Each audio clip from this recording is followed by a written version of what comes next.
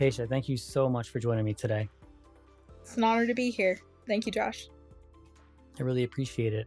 Now, you are steeped in the work of Kilindi Iyi, and it's one of the main reasons that I reached out to discuss this with you because Kilindi has been such a huge influence on me and the work that I do. And I don't hear a lot of people talk about him on a very deep level. And then I came across you, you being a student of his. So, if anyone doesn't know, Kalindi is a master, was unfortunately a master martial artist who would delve into the deepest realms of the psychedelics with upwards of 40 grams dried mushrooms.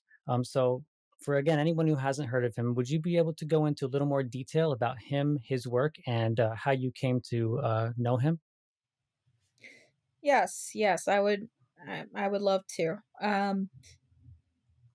Grandmaster Ahati Kalindi Iyi was and is a world-renowned African martial arts expert and world traveler who studied mycology and taught mycology extensively in his time, as well as African world martial arts.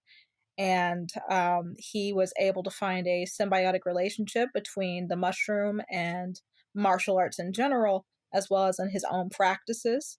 That led to him teaching about high dose mushroom use and uh, different types of sovereign forms of travel that go back to ancient texts like the Bhagavad Gita and others, as well as the African roots of entheogenic use being connected to the Panther Society and martial arts dance that has been taught in Africa for millions of years. So, how did you come to know him? He became my friend. He would have never called me a student, even though I considered myself a student. Uh, he was somebody who I would call quite frequently. He made the mistake of doing what people used to do in the early 2000s, which is post their phone number on Facebook if they weren't going to be on there. That's before a lot of us had thousands of Facebook friends and such. So he posted his phone number once, and of course, I guess he learned his lesson, took it right back down. But I still had his contact info in my phone. I still have contact Kalindi Iyi. And that was his cell phone number. And he had actually he hadn't posted it. He had sent me a message with his number because I was curious and I called him on Facebook Messenger. And around that time, I had been working my way up in dose, but I didn't want to tell anybody I was working with mushrooms because I was still a teenager. I was a teenager studying astrophysics at an accredited university at SMU. I was still a teenager, and I was about my sophomore year of college that I decided to give him a call and be like, why aren't you talking about this? I had taken 16 dried grams and some Syrian rue, and I was having an experience in the uh, what we would call kind of the state of particle consciousness. We'll just call it that. The state of expanded awareness, where you can perceive the holographic nature of the universe. I was there, and I asked him why he wasn't talking about it. And he said, call me when you come down. And it just became a friendship after that, with me telling him about my crazy, wild experiences and him making commentary on it, potentially, sometimes giving me things to research and look into deeper. And I would go and check it out. Like one time I wrote an essay for him and he had me looking up the emerald tablets. Another time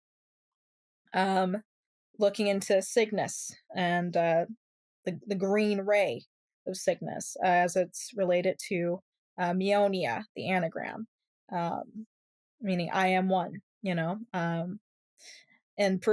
and pertinence to certain stones he was working with. And so he had his own research, I had my own research, but we enjoyed talking about high dose journeys because a lot of times if I was going in on a Saturday, I'd call him up and say, when are you going in? He'd say, I'm going in next Saturday. And then I'd sync up my calendar and I would reach in the freezer, get my mushrooms and go in with him. And he was halfway across the world. And sometimes our trips would overlap. I'd see him go in one direction. I'd be like, I'm not going over there. I'm going to stay right here. And so what's interesting is the ability for people who work at a high dose level to perceive the other person, even if they're not in the same room, just on based on dose. And a lot of people are coming out and saying, well, there's so much variance between body size and how the psilocybin is metabolized. You know, most of us know that if you take 15 grams and give it to like a guy who's 6'2", he might not trip as hard as somebody who's on 16 grams, who's 5'1", but it's still 16 grams. It doesn't matter what size you are, it's still a high dose compared to, what most people are used to, 2 grams, 3 grams, 4 grams. And a lot of people will take 5 grams of a really strong mushroom and get terrified. And I'm like, don't do that. What he taught was about taking your time and really intentionally starting from 1 gram, 3 grams, 5 grams, 7 grams to master those levels. And to master those levels, he didn't just do it in a year. A lot of people are just jumping into it, taking 3 grams of mushrooms and then saying, oh, I think I'm ready for a high dose because I could handle my mushrooms. You're not. Like, for a martial artist who's used to practicing and going in again and again and again under different circumstances, under different pressures and emotional states, he was well practiced for decades. And that's not something, that level of dedication is not what most of the authors and people who are pontificating about magic mushroom use are actually doing. They're taking, a high dose once or even 5 grams a couple of times and then saying that they know the psychedelic experience. And the truth is, Baba Kilindi always made himself a symbol of someone who was continuously doing the work, gaining greater and greater wisdom, and bringing that back into this reality through his arts, through his martial arts, through his fighting craft, and through his exceptional world-renowned ability and martial arts tradition. He wasn't just using it to get high. He was utilizing it for making his family stronger, for meeting his children before they were even born and bringing them back into this dimension. He was a dedicated psychonaut, but even more, he was a family person, and he believed that the mushroom was utilized by all these different ancient traditions for various modalities of spiritual work. And he encouraged people, no matter what background, what religious belief, from Wicca to Islam to Christianity, if they had a foundation of belief, they could use the mushroom for working with prayer or exploration, or even for meditation for enlightenment. He believed that the mushroom was a quintessential tool for spiritual exploration. I'm glad you brought up the fact that being a martial artist has a great impact on your ability to withstand high doses and to Mm-hmm. sort of quote unquote survive in what Mm-hmm. Kalindi called the realms of legend. So, can you talk a little bit more about the relationship between martial arts, even dance, and Mm-hmm. high dose psilocybin use? Absolutely, absolutely. And so he would teach that the martial arts dance, the circle dance that he would do as performed on different videos. You can look up Kilindi Iyi martial arts dance, and his son, Ramasu Iyi, Baba Ramasu, is continuing his legacy and really carrying the torch of everything. He's the one that you should interview next to talk about the martial science even more, because I'm an outsider. I've practiced martial arts with the Tamarian Institute, but very minimally, And so, as far as it is my understanding, though, in Africa, young men and women were taught certain dances, certain many times Orisha dance, uh, different dances that were um, invoking specific natural deities, or in polytheistic animism, call that the personification of God within these natural elements like Oya and Shango, etc. There are different warrior dances that are taught, but they are not taught as warrior dances. First, it's just a dance, and the circle dance is the dance of the universe. It's the G. That's the cosmos in motion. That is one of the oldest dances, and the Tamarian dance. And this dance is making yourself like the center of the cosmos, and it has various layers and parts of motion. And I won't get too deep into that because the dance is taught, and then the people who are really good at the dance, the children who are really good at the dance, eventually learn how to weaponize and fight utilizing that dance in a relaxed form because they're already so used to moving in this way that eventually um, they're taught how to weaponize it, how to fight with that dance, how to grapple, how to hook, how to knock somebody out, how to how to break an arm. With all of the martial arts are inside of the dance, and so what he also taught was with the mushroom, the martial arts dance and martial arts was also for combat inside of the psychedelic experience with otherworldly entities. There's martial arts to deal with entities that have 2 heads and 6 tails and stuff of that nature. That's where the legendary aspect comes into play, is preparing yourself to experience something scary, and that's where a lot of people draw the line with psychedelics. They're like, I'm doing this for therapy and my anxiety only. I don't want to see anything that could potentially make me poop my pants. And the beautiful thing about what Kilindi taught was that he was preparing people to encounter the unknown and to grapple with fear and grapple with their own insecurities and their own internal demons in such a way that they could actually overcome things, rather than perpetuating the norm of um, pacification of anything that's not love and light. Anything that's not love and light in the psychedelic community is considered generally kind of taboo. And so, I appreciate how real he was. And I still appreciate, because there have been very few people to step up and say, the point of this isn't to make ourselves comfortable. The point of this is to make ourselves uncomfortable so we can change, so that we can evolve. You're not going to evolve or change when the conditions for you to be the same person as you are right now are still, being perpetuated.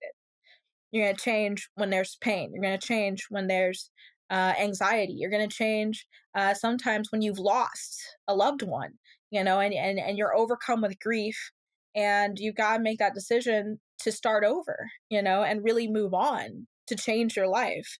And that's what people in America are going through right now, since, he died at the peak of COVID. There's no telling what he would have said about COVID, as an entity, or a spiritual uh, aspect of our experience here. The plague. What do we do when almost everyone we love, or someone that we love, has lost somebody? You know, and now the new norm is you could die in your 20s of some random like cold like sickness. You know, just because the respirator didn't work, or the hospital was packed and you couldn't get in time. We've had to adjust to this change. And psychedelics are designed to be disruptive and to help us to disrupt our old patterns and change. You know, um, many researchers have even described the neuronal pathways in our brains like a ski slope. Going down an alternative ski slope that hasn't been skied on before is opening up a whole new set of neurological pathways that never would have had a chance to be explored had your default mode network not shut down temporarily enough for your brain to start forming new neural pathways that are thinking completely alternative and new, fresh ways of thinking, you know? And I respect that. I respect that everything is change, you know? So, Yeah, and you bring up COVID. I've heard people talk about how they were able to go into these high dose realms and like confront COVID, mhm, whether that's the archetype of the plague or what that mhm. might be. Can you talk a little bit about that? Well, a lot of what Kalindi spoke about was infraparticle intelligence. Now, the problem with infraparticle intelligence is that most of the people who think of particles think of just standard model physics. They think about theoretical physics or quantum physics. And the problem is that Western physics does not have room for awareness to exist in a particle dimension. Now, it takes for us to put on a whole new set of glasses, a whole new set of bifocals. You got your bifocals on. Imagine if if the only set of bifocals you had was +2, but reality was like at a +7, right? So you're looking at reality and you're seeing the rough outline of things, and you know that, the computer's over there, the desk's over there, words have to be this big for you to see them. And then all of a sudden you adjust, or this small for you to see them, and all of a sudden you adjust to the right bifocals. And it's like getting vertigo at first. You're seeing so much more of what's actually there. That's how I compare taking a high dose mushroom trip. Is it's like putting a whole different lens on your reality that's going to require you to relearn what rules about reality you made to be true in your mind. And for me, that is dealing with non-duality. What Kalindi talked about was really talking about the ancient roots of physics and other traditions outside of the West. He was talking about the Bhagavad Gita a lot. He was talking about the Yogic Sutras of Patanjali. He was talking about the Rig Veda. You've got to understand that in Hindu and Vedic tradition, they have their own exploration of the known universe that makes our Western explanation look somewhat weak. If you read the Upanishads, their explanation for death, life, and birth and reincarnation is so incredibly detailed, and every aspect of it is so incredibly well thought out, that I find it hard to believe that theoretical physics ended up getting based on Plutonian ideas and um, uh, this 900 BCE Greco-Roman ideas about the standard model being separate from spirituality altogether. I feel like was more of a political statement than an actual observation of the known universe, because up until that point, zero hadn't even been invented yet. Really, zero was created as a spiritual, from a religious standpoint, almost. Zero also being non-existent, not truly existent. The idea of zero is a spiritual concept of the fact that something can be nothing. But quantum physics has proven that there's a quantum foam. The smaller and smaller and smaller you go, there's even smaller and smaller and smaller things. There's really no literal nothing to exist. And so for nothing to exist, something has to be empty. And this emptiness that we hear talked about in Buddhism or in Taoism isn't a literal emptiness. It's really more of a pointing to the fact that the smaller and smaller levels of reality contain something, but that something is everywhere and therefore is also nothing at the same time. This infinite and nothing concept. In Aztec philosophy, you have Teotl, which embodies that infinite and nothing concept. And so when you talk about the mushroom being called Teonanacatl, that is literally meaning the flesh of the gods, but gods is not a proper translation, because that's how in duality we assume gods must mean multiple beings separate, right? But the Aztecs are polytheistic animists, in that regard. And they're looking at things from the perspective that everything is Teotl, and therefore no thing is Teotl. But the no thing is loaded because it's not literally nothing. You just can't point to one thing and say that's God. Everything is also made of the same stuff. That's also Teotl, and it doesn't have its doesn't have a personality that's sitting there plotting the scheme of the fall of humanity or anything like that. That's the Aztecs. And so you have that similar force in Hinduism. And in Kashmiri Shaivism, for instance, you have Siva, and in classical Vedic Hinduism, you have Brahma, Krishna, Vishnu, Shiva, Shakti.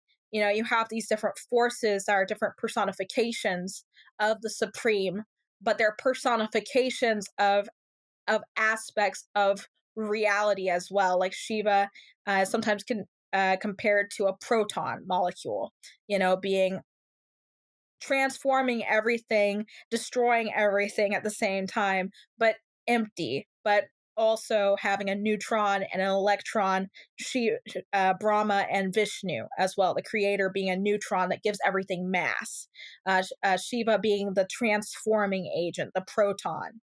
And then you have the free electron that gives everything energy.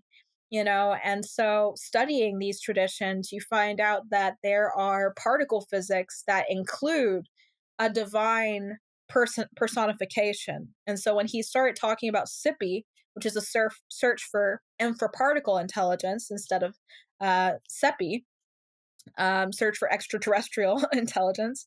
But he would talk about the celestial generals like Krishna talking to Arjuna and these supreme personalities of the Godhead that exist inside of the mushroom experience.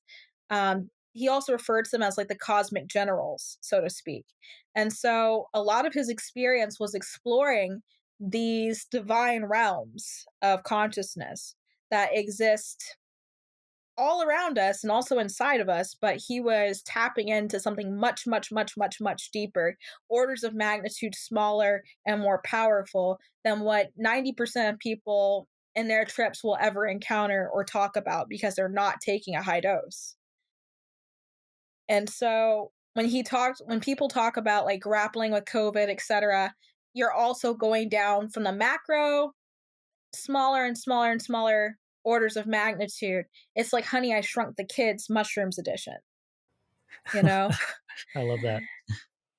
And so you're not necessarily exploring anything outside of yourself per se when you do that because um, it's even discussed in certain texts that the mystic heart inside of the human heart, if you look at the structure of the human heart, it looks like an infinity symbol, and there's a helical geometry, like it looks like a closed lotus bud when you look at it just as one piece, and then when you unfurl it and tear it apart, you have one ventricle and then you have an exit ventricle, but it's always shown kind of twisted like this when they unfurl a human heart. You ever seen a human heart like taken apart? I have not, no. It's really fascinating because then you can see like all of the different um, toroidal structures and helical structures that are inside of the human heart, and there are also 5H2A receptors in the human heart. Did you know that? Yes. And so you can literally be your heart can literally be tripping with your brain and other organs that have serotonin receptors. And author Tom Lane brought up the discussion that many of the Aztecs never just chewed and swallowed the mushroom like us in the West. We're just trying to get the taste out of our mouths. But the Aztecs were sublingually and buccally chewing and masticating that mushroom with honey until they could absorb it through their cheeks, absorb it under their tongue, roof of their mouth. And when you buccally administer drugs, it goes directly into your bloodstream many times. And so that's why the mucous membrane is so important. Like sublingual application of drugs are very potent many times because of that relationship. And so chewing the mushroom sublingually or buccally with honey, glucose to carry the psilocybin directly into the bloodstream means that there are different areas in the mouth that correspond to different organs. And so chewing the mushroom sublingually and buccally means you're going to send some psilocybin to your spinal cord, some psilocybin to your heart, some directly to your brain. It's going to go to different areas depending on your cheeks, top of your mouth, etc. What area of mucous membrane is exposed. And so when you do it that way, that's when you have to go like, what is a high dose? Because have I ever been getting all of the psilocybin out of the mushroom? You can chew one single mushroom like that and feel potentially like you took like a really crazy dose, and then also people doing the tea, a lot of people are trying to extract the psilocybin with the tea. But the problem is we don't have any standardization. And even people who have test results for each strain know that one mushroom to another mushroom can vary 40 times, unless you just grind it all into a powder and test it, which a lot of people are doing. But that takes away from the experience of chewing it. And Kilindi always emphasized chewing the mushroom, no matter how disgusting you think it might taste, as a ritual, as an experience to respect the mushroom as well. And I personally probably would like to chew it whole, or at least chew it in pieces with honey. That's my hybrid way, kind of Tom Lane's way and Kilindi's way together. And then I don't swallow it until basically there's nothing left but mush, and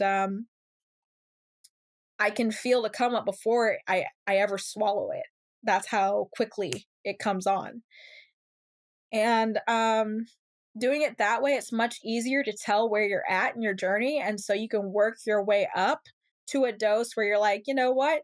I'm good. I can't go beyond this point, and that's okay for right now. I need to do the work that's right here in front of me.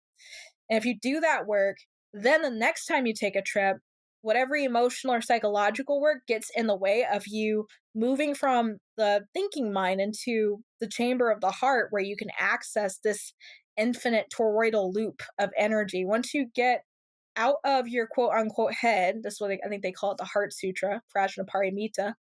Once you clear out the five aggregates of consciousness, the intuition that you think something's going to go wrong or right, or you're attached to an outcome, the emotional instability, the senses that tell you that your gas is going to kill you or something. Once you get past those aggregates of consciousness that keep you from the infinite, then it's like you move into a different space of exploration. That space of exploration allows you to travel through this vortex, into what I consider to be like the infinite or unknown. And Kalindi had a great amount of things to say about traveling or raising the sails, sailing the ship, etc., of this process. Yeah, as we were talking about before we started recording, there's only so far you can get with the Terence McKenna's of the world or a lot of these people who are writing about psychedelics now in the mainstream. And a lot of these ideas, especially the non dual ideas, um, they're very hard for people to grasp who haven't been introduced to a lot of these ancient texts. So it's interesting. You bring up this ingestion method. Is this what Maria Sabina was sort of doing Mhm. when she would say that Not she even would eat sort or of. she would give people only two mushrooms, right? 2 by 2. Yeah, 2 by 2, Hmm. and she would eat them with honey, and she would smudge it with copal, and even the smudging of copal has a ritual part in the ceremony of the veladas, because the copal has antibacterial aspects to it, so you're literally, like, kind of sanitizing these mushrooms that are growing on cow dung, with the copal, and it's improving the flavor, and it's also relaxing your body. It has anti-anxiety benefits as well, burning copal in your space when you're doing the mushroom. Yes, that's part of it. The little children, or the little mushrooms, she would call them, los niños de hongos. She had a relationship with them and could speak to the divine aspect of them through Mother Mary, through Jesus Christ, through all of her saints that she had around her, to ask for specific blessings and abilities, when she would speak in her veladas. I am the woman who sees, I am the woman who flies, I am the airplane woman or the airline woman, I am the time woman. I she would use the power of I am to shift her awareness to specific places, and utilize her perspective in those places to investigate the sickness of the person that she was healing.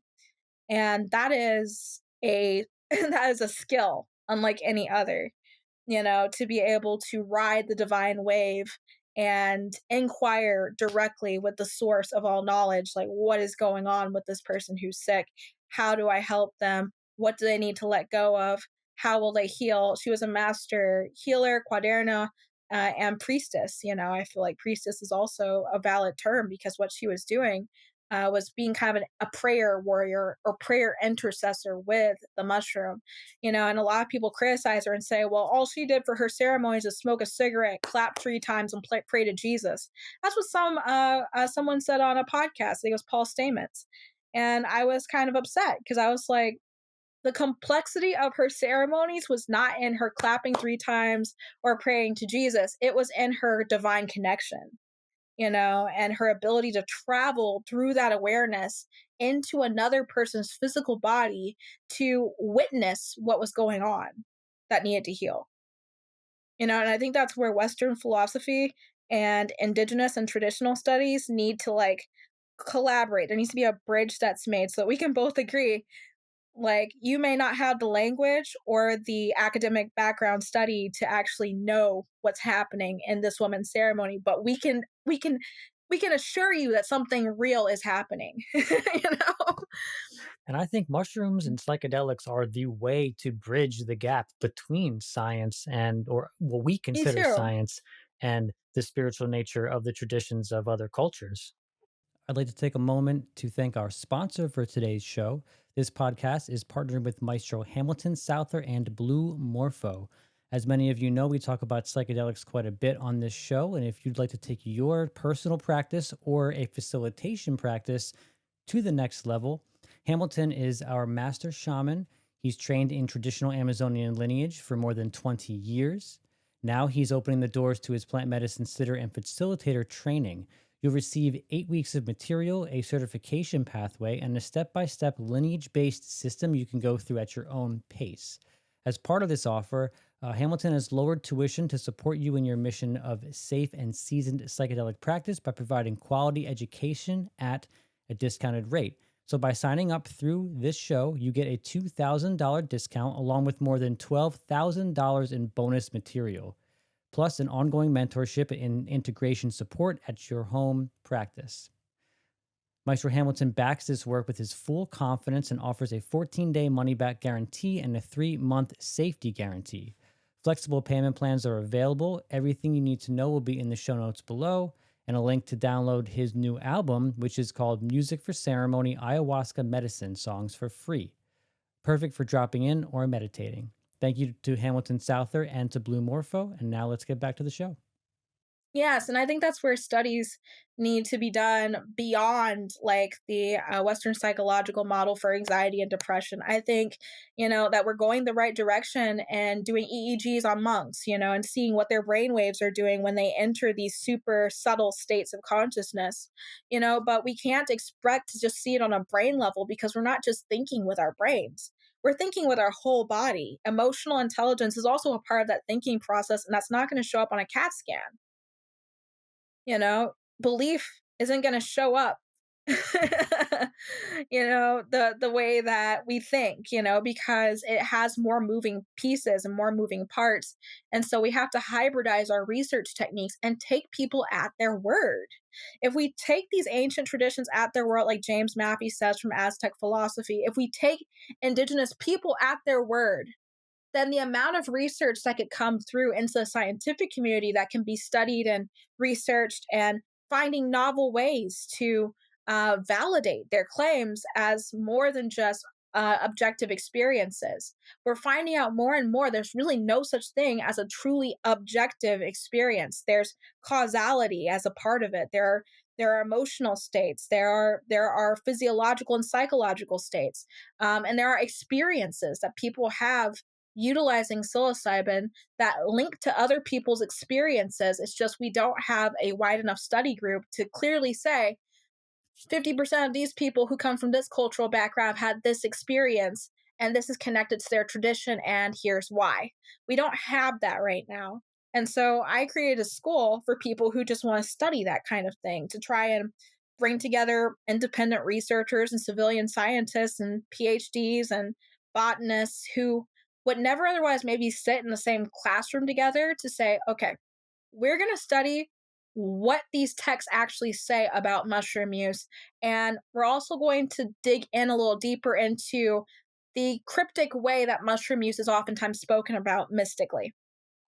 And we're going to discuss what we feel about this and see, okay, is there a chance that this really has a deeper connection to a group of experiences that we all share as a part of taking these mushrooms or experiencing these mushrooms, like these underworld themes or these rebirth themes or these even conquering fear or these heroic themes that we see?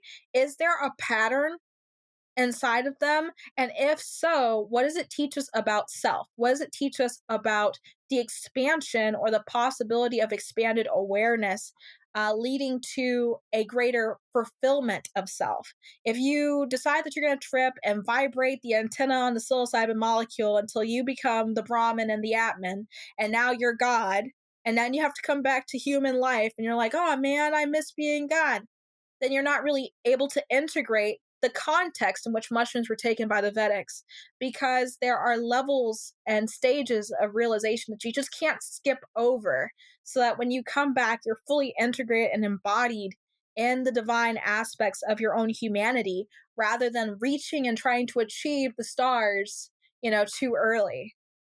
So it has chambers, I love that. you know. the divine aspect of your own humanity. I think that's a really difficult concept for people to grasp. Why do you think that is? I think it's because we've been taught for so long that God is something that's so big and so powerful and it's always right all the time and it doesn't make mistakes. And I think that is a lie. I think that's a lie that we tell ourselves kind of subconsciously, that we think that God is somehow separate from the human. I think this is why I want to go to University of Arizona and also study consciousness as a state of matter research. Because what I really think is that when people go through therapy, etc., what's really happening is they're reframing the narrative in their heads about what happened that maybe hurt them or caused them stress and trauma. And they realize that led up to one thing. And no one can agree that maybe it benefited them or even that they feel happy about it, but it led to this moment.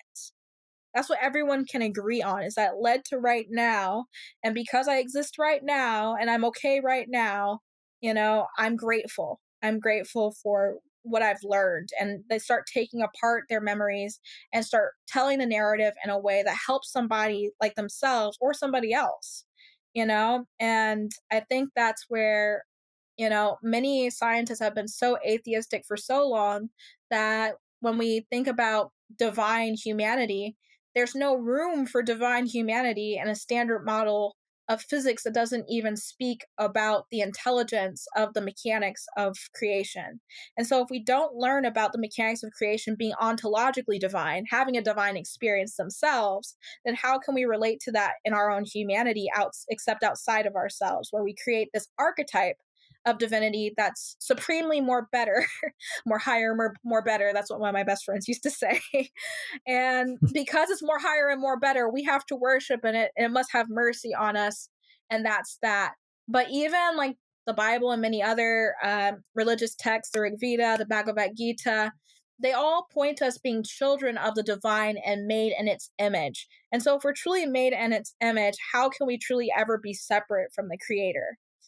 And so if the creator was never born, never died, and it's self-created and it's been there infinitely, like the Aztecs suggest, then that means that whatever is in creation is the creator creating parts of itself into regular ordinary existence.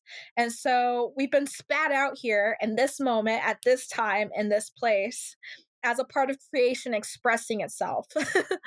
That's the teodalization. That's the Aztec philosophical version. And then if you study the Vedic literature, you find out that, part and parcel, your spirit belongs to this greater spirit, this Brahman. And when you say like Om and you vibrate Om, you're shooting your eye soul or your awareness into the body of this great being consciously. Like you're using Om to stretch like an invisible arrow out and then shoot yourself into the body of the great Brahman, And it says even in certain other quotes, that the creator is in the speech of the sound of creation. So when we even speak the sound of creation, the creator is inside of that. So I guess the creator is a vibration and a frequency, and then also some sort of uh, um, um, hidden mechanic inside of the expression of our external and internal realities simultaneously. And so I'm starting to reorganize the way that I teach physics, because I used to try and fit psychedelics into a standard model of physics, but I couldn't. It was just not possible. Because the second you get beyond the biological explanations for certain psychological events or the psychological explanations for certain neurological events, it doesn't go deeper than that. I needed to go into the particle explanations for quantum entanglement and synchronicity. And modern physics was not giving me that ability. And so my goal is to say, okay, well, you know what will? Studying these ancient traditions. That will give me a lens through which I can vicariously look at reality the way that these people who were working with mushrooms in this specific time period looked at reality based on their experiences of exploring the known universe. And I think that it deserves its own respect as a theoretical form of anthropological physics, because we got theoretical physics over here, but it's only from a certain cultural viewpoint in a certain period of time, and it's been built upon for hundreds and hundreds of years. But we have thousands and thousands of years worth of experiential data to pull from that's hidden inside of these texts and scriptures, etc., from the Vedics, from the Aztecs, from the African peoples, even. And we don't respect those nearly as much as the Western versions. And I think I think it could use improvement. To say the least, it could use improvement. And it does seem that the reason why, the cultures of the West have just completely disregarded all of these spiritual teachings, at least to me, it's because of the typical mechanisms of control that we have to operate under in these societies, because they don't want you thinking for yourself. They don't want you to actually approach the mystery for what it is. They want you to just take one step forward in the way that they tell you to, and then this is the evidence that you have, and this is as far as you can go. And they limit their own scientists, and it's really sad, because the true healing of cultures, of societies, really does come from this identification or feeling of, maybe merging with the divine is the wrong way to put it, but when you use a psychedelic on a deep enough level and you feel the nature of yourself and you Yes. feel the divine nature of yourself, Hmm. that's where the true healing is, because you can Yes. always go to a psychological, researcher, and they can tell you,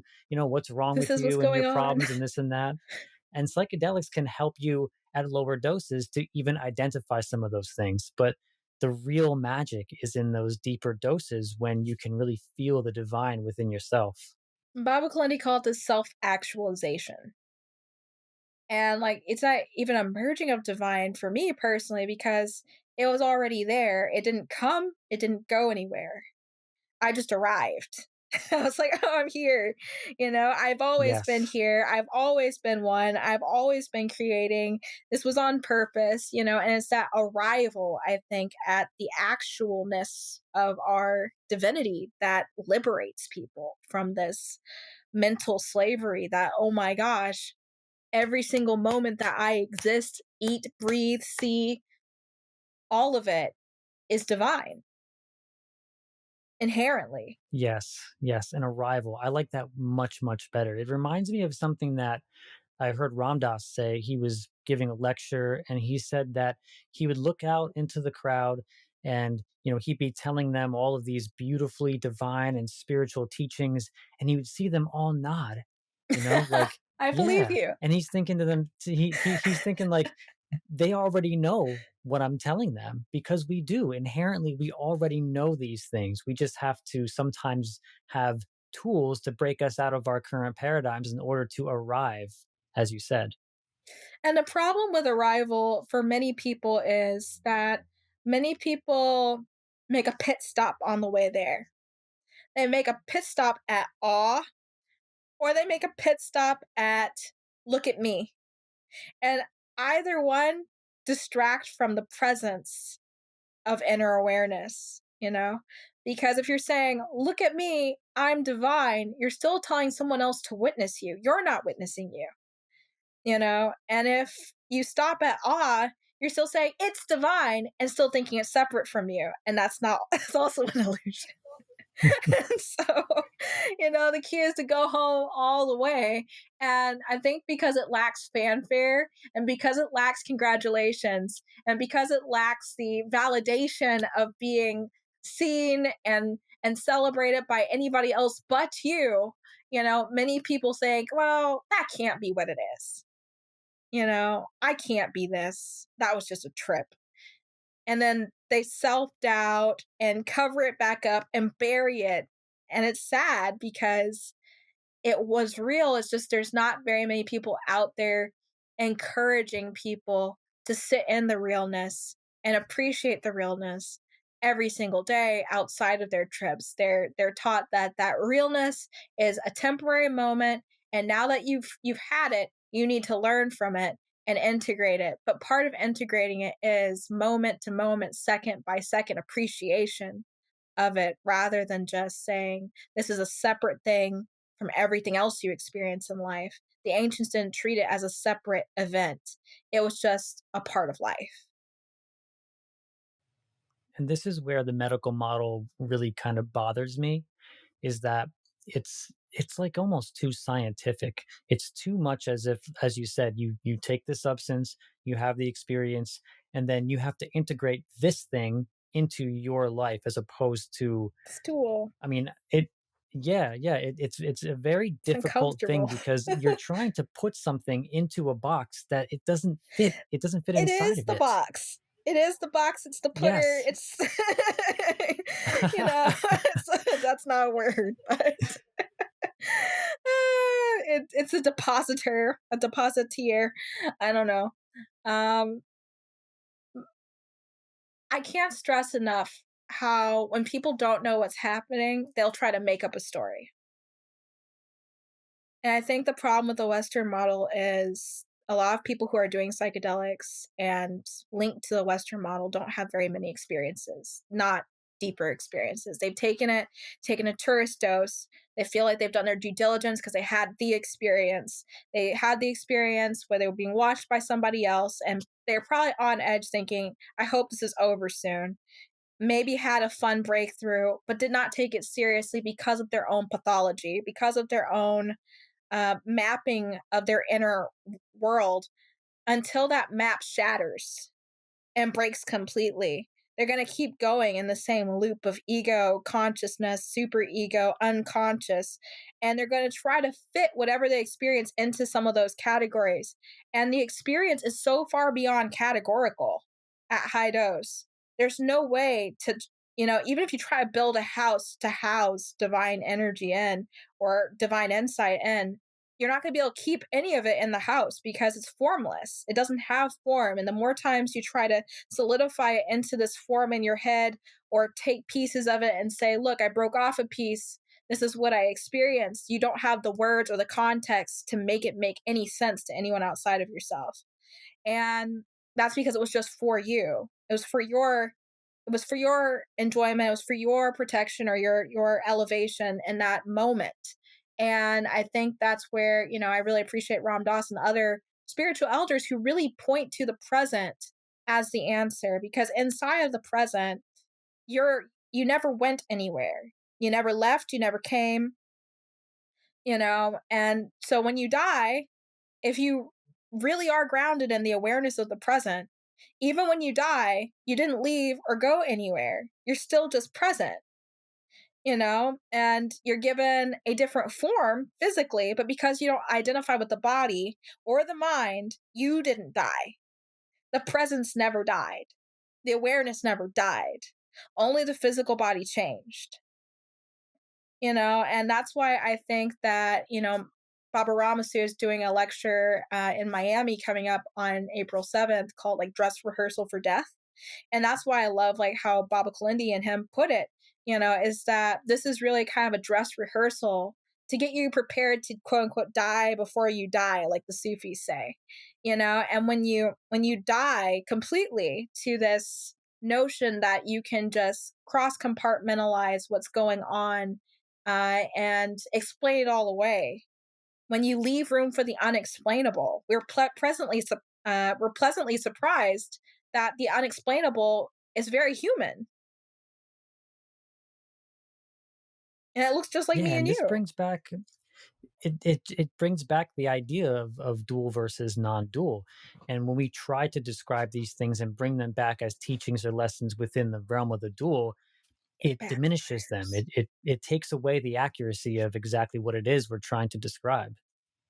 Right, and this is why Tom Lane's book, Sacred Mushroom Rituals and Ceremonies, I think it rubs people the wrong way because he's just so tired of hearing like Westerners like butcher like the Aztec philosophical experience that, he's very clear that when the Aztecs were chewing the sacred blood flowers of the Quetzalcoatl and becoming one with the breath, one with the divine breath embodied as Quetzalcoatl, the diamond plumed feathered serpent, etc.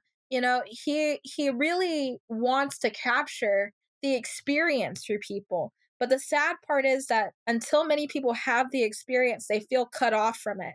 They feel like they're looking through a window at somebody's subjective psychological breakdown, and they don't really want anything to do with, trying it for themselves. But if they tried it for themselves, it's like that window becomes reality for them. It expands totally into just what it is. The experience of the breath is divine, and at taking a high dose, when you take it, like the Aztecs did, or you chew the mushroom thoroughly, you leave no trace behind in your mouth, your awareness naturally is going to travel to your mouth. You're going to be like, oh, I have an eye there.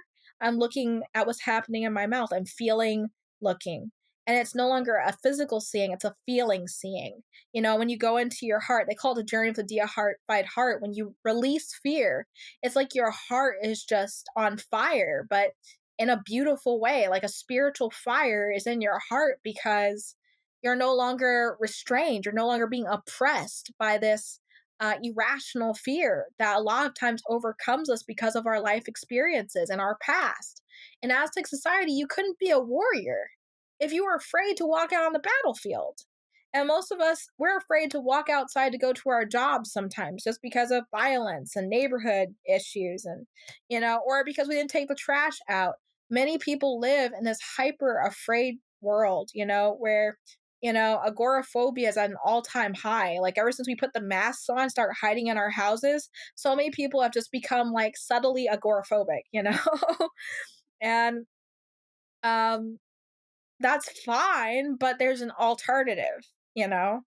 Uh, there's an alternative when it comes to realizing that you're going to attract what vibration you are, depending on how you are also vibrating, is going to help you to become braver when you show up in a good way and you're really good on purpose, not just because you think it's the right thing to do, but because you want to treat others who are a part of this divine spirit the way you want to be treated, but you're coming from a place of authenticity. A lot of times people will surprise you by giving that vibration back to you in the most beautiful of ways. And some people call this manifestation, some people call this attracting what you are. And I really don't have an answer as to what to call it, but based on non duality, you know, the realization that you really, really, really, really are part of something that everyone is experiencing, helps you to be more compassionate to others in this experience of learning, suffering, growing, death, birth, type stuff. Because then you realize it's not just you. Everybody's got to go through it. It's just as confusing for everybody. We're all on the same level here. Let's be as compassionate as possible to each other while we're experiencing this, and help to encourage each other in the process. And it leads to like a deeper sense of ethical and moral duty, I think, to the collective, um, we. Yeah, I love the message.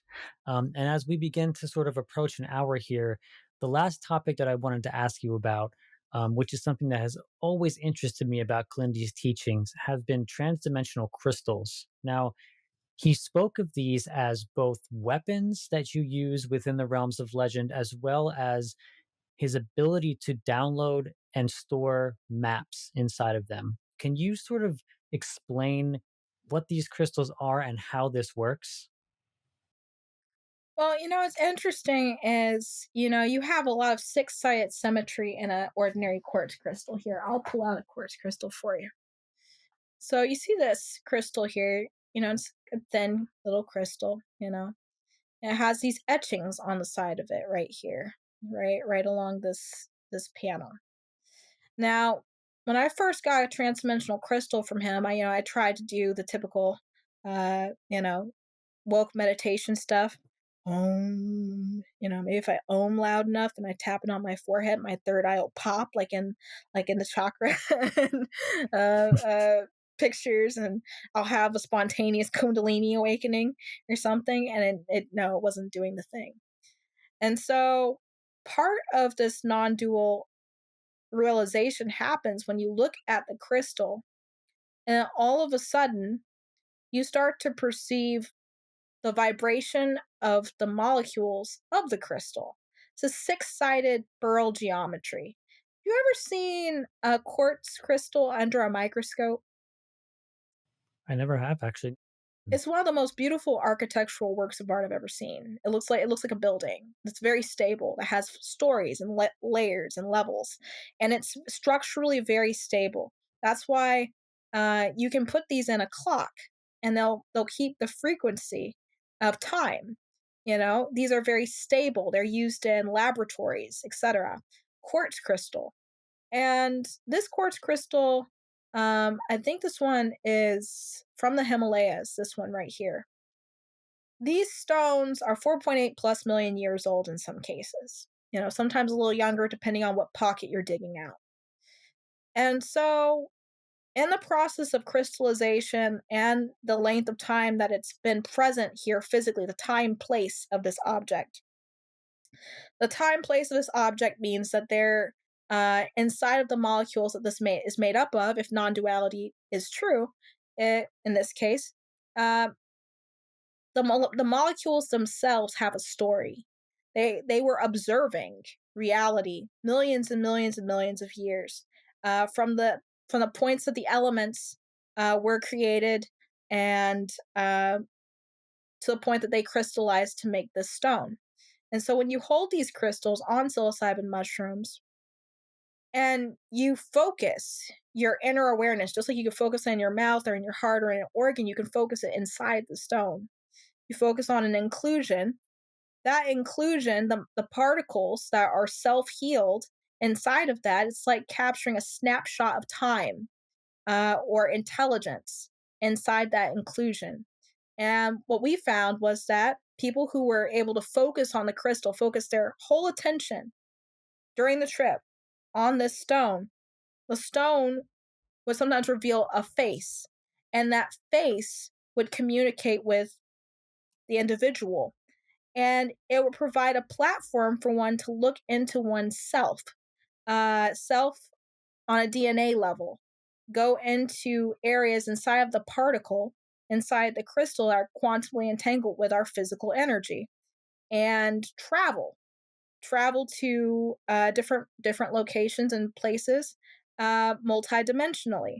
Because this is six-sided, if you notice, this is almost the exact shape, if I could put it up to the camera, of the psilocybin molecule. This is also six-sided.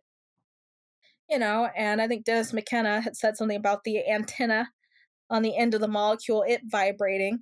Well, had you ever thought that maybe another dimension above this place, like in Carl Sagan's Flatland, you know how you have the apple sitting on the piece of paper, and the paper only perceives the bottom imprint of the apple, and then you go up another dimension, you know, and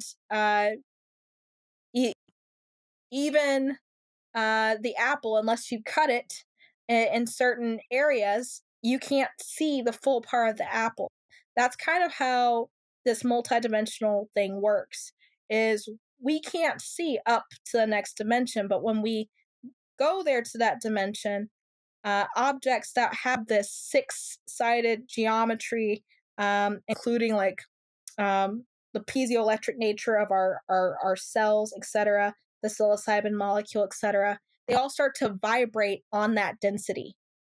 And when they're vibrating on that density, you can travel the timeless essence of that molecule's history. And it's really interesting because the first time I activate my transdimensional crystal, I was just staring at it. And then as I started staring at it, it asked me, what's the password? And so, because I didn't put a password on it, I just thought it was ridiculous and kind of discounted it. And I realized that my mind was distracted. I kept running away from the answer. And I finally got my mind to stay focused and undistracted. And it asked me what the password is, and I just guessed. Forgive everyone and you'll be forgiven.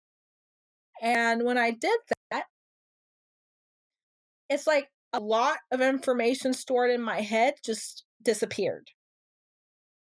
You know, and I was able to see very clearly into the stone, and the face of the stone opens up and basically like reveals the essential nature of reality itself, which is holographic. And so I'm looking at the crystal like I'm perceiving spaces in between the structure of the crystal. And that void space, that tiny little separation between the molecules holding together the crystal and the molecules holding together myself were perceived on a subtle level, like a holographic haze around my hands and around the stone. And so when I would hold the stone at the speed of a thought, the thought would enter the submolecular and I was able to travel out into that visual space, like traveling on a spaceship. It was like Starship Enterprise, like roll us out, Scotty, and your whole house becomes like a part of that warp spaceship, and you're able to travel into that dimensional space that opens up. It's like the vastness of awareness around us, like looking from to the window, right? Imagine that the space in between molecules that hold together, all of which you see, open up and you travel through it to another place. That's what it was like. And I had never, ever, ever in my life taken tons of high doses, never had a trip like that. Never so clear, never so organized, and never was I able to control exactly where I went and how I conducted myself so easily. And I've worked with the transdimensional crystals ever since. And I was one of the biggest skeptics of the fact that there was even such a thing. I don't really feel like the crystal is transdimensional. I really feel like your focus and awareness is. And because your awareness exists on multiple levels, I think that the crystal just helps you to focus on your awareness enough to travel and to use the power of your mind to travel in awareness and as the observer rather than the other way around. Your awareness following the mind. Amazing. Thank you for such a deep and wonderful explanation of that. And thank you for such a deep and wonderful conversation, Acacia. This has been fantastic. Can you just share where people can find you if they want to contact you, if they want to take any of your courses or learn any more from you? Sure. At Acacea Lewis, ACACEA LEWIS. And, also follow Baba Kalindi's family members, Mama Ayana Iyi and Ramasu, Baba Ramasu Iyi, Akur Ramasu on Instagram. I'll send him a text message to say, I shouted you out, bro. Um, he's a huge inspiration. He's really carrying the torch as far as the martial arts and mushrooms legacy goes, and his work at in Florida, in Miami, and if you want to reach out to me, just Acacea Lewis and acacialewis.com. And if you want to take my class, uh, I don't think I really have very many openings left by the time this probably airs, but if the class is still going on, April 15th through May 15th is a transdimensional crystal summer camp where you can try these out with guidance, and I'll help you find the right kind of stone, the right kind of clarity, the right kind of texture that you want ideally to use as a tool, and teach you how we do what we do. Amazing. Yeah, I think we could talk about this stuff for hours and hours, and I think we should definitely continue this conversation and speak again if you're willing to. I'm absolutely willing to. Thank you so much for having me.